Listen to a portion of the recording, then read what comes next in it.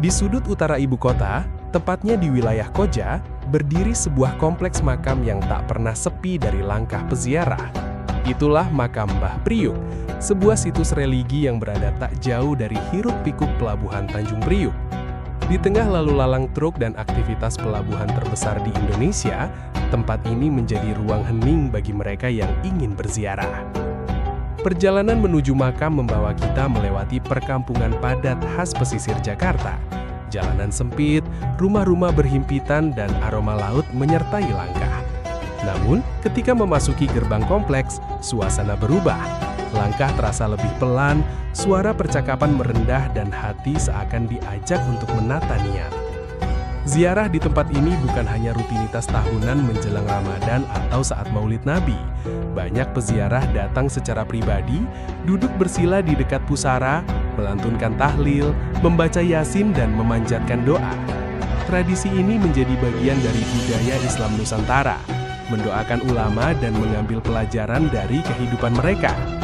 Sekilas biografi sang ulama. Mbah Priuk dikenal memiliki nama asli Al-Habib Hasan bin Muhammad Al-Hadad.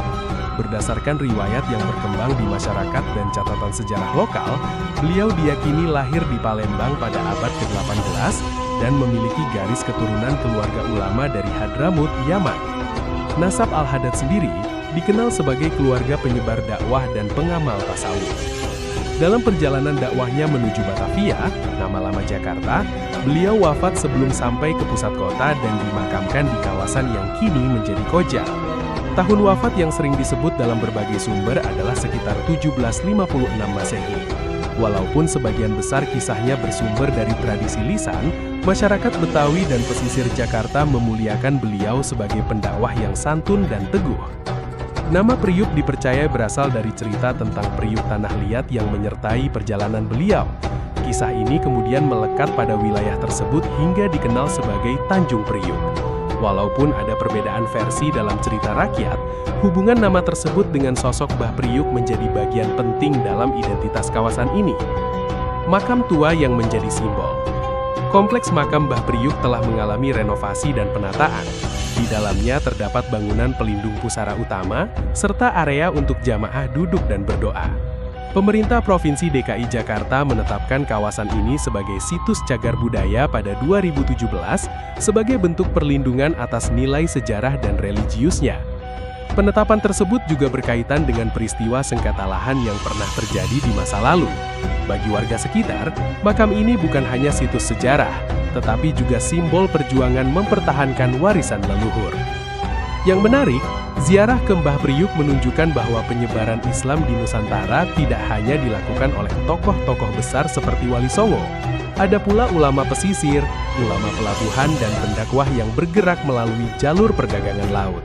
Mereka mungkin tidak banyak tercatat dalam buku sejarah arus utama, tetapi jejaknya hidup dalam ingatan kolektif masyarakat. Makna ziarah di tengah kota modern. Berziarah ke makam Mbah Priuk adalah pengalaman kontras. Di luar kompleks, kota bergerak cepat. Di dalamnya, waktu terasa melambat. Batu nisan tua dan doa-doa yang dipanjatkan menjadi pengingat bahwa kehidupan dunia hanyalah sementara. Ziarah bukanlah tentang meminta kepada makam, melainkan mendoakan ahli kubur dan mengambil ibrah dari perjuangan mereka.